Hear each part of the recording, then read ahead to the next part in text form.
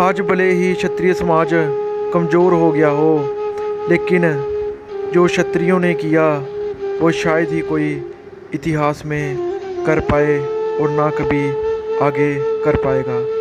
तो इसी के बीच आज हम आपको एक ऐसे महान राजपूत वंश के बारे में बताने जा रहे हैं जिसका राज कर्नाटका, बेंगलोर से लेकर पूरे गुजरात तक फैला हुआ था।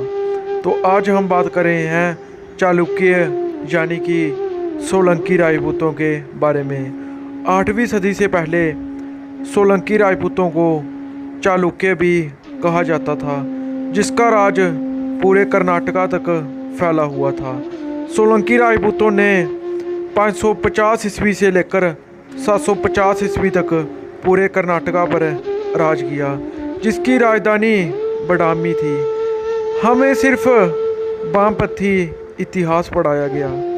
ये देखिए, हजारों वर्ष पहले पहाड़ों को काटकर कैसे अद्भुत मंदिर क्षत्रियों ने बनवाए। चालुक्य राजपूतों में से ही चौहान, परमार, प्रतिहार और सोलंकी राजपूत निकले। ये सभी वंश सूर्यवंशी या चंद्रवंशी राजपूतों से ही निकले हैं। जब ये सभी चालुक्य वंश बड़ी संख्या में बौद्ध धर्म अपना रहे थे तो ब्राह्मणों ने माउंट आबू पर एक यज्ञ कर फिर से इनकी क्षत्रिय धर्म में वापसी करवाई और इन्हीं के वंशज आगे जाकर अग्निवंशी राजपूत कहलाए। लेकिन क्षत्रिय विरोधी कुछ इतिहास चोर लोग राजपूतों की आपत्ति आज इसी माउंट आबू पर हुए यज्ञ से बताते हैं। लेकिन इन मूर्खों को ये नहीं पता कि राजपूतों में और भी बहुत सारे सूर्यवंशी या चंद्रवंशी शाखाएं हैं, जिनको 8वीं सदी से पहले क्षत्रिय या राजपुत्रा भी कहा जाता था। इसी संस्कृत शब्द राजपुत्रा से बाद में सभी क्षत्रिय राजपूत कहलाए। चालुक्य वंश से ही इनके वंशज आगे जाकर चौहान, परमार, प्रतिहार और सोलंकी राजपूत कहलाए, जिनका कभी भारत के ज़्यादातर हिस्से पर राज हुआ करता था। चालुक्य से ही सोलंक्य, फिर अंत में सोलंकी राजपूत कहलाए।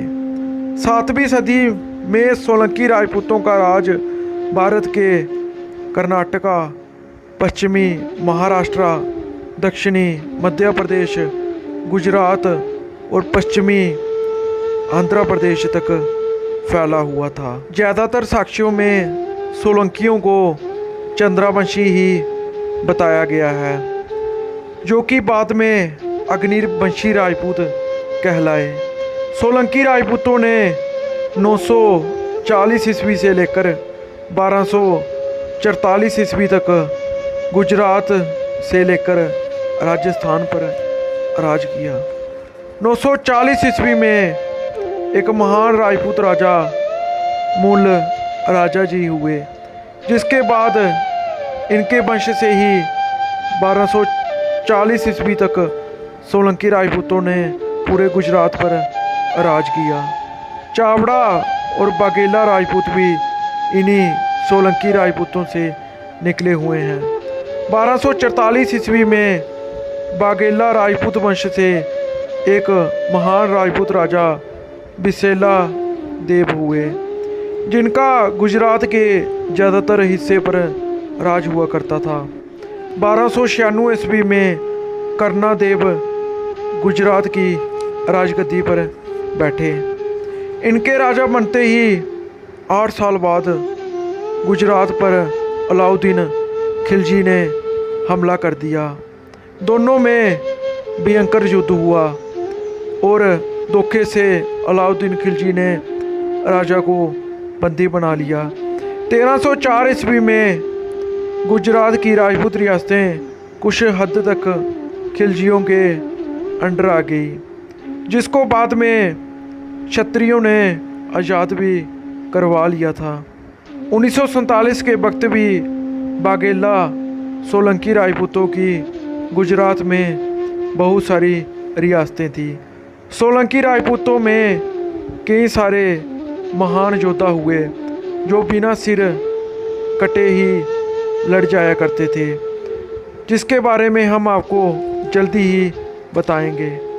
सोलंकी राजपूतों की 1947 से पहले गुजरात में काफ़ी रियासतें थी, जिसमें बांसड़ा, लूनावाड़ा, नसवाड़ी, सांथाबा, रूपनगर और पाटन आदि प्रमुख थी।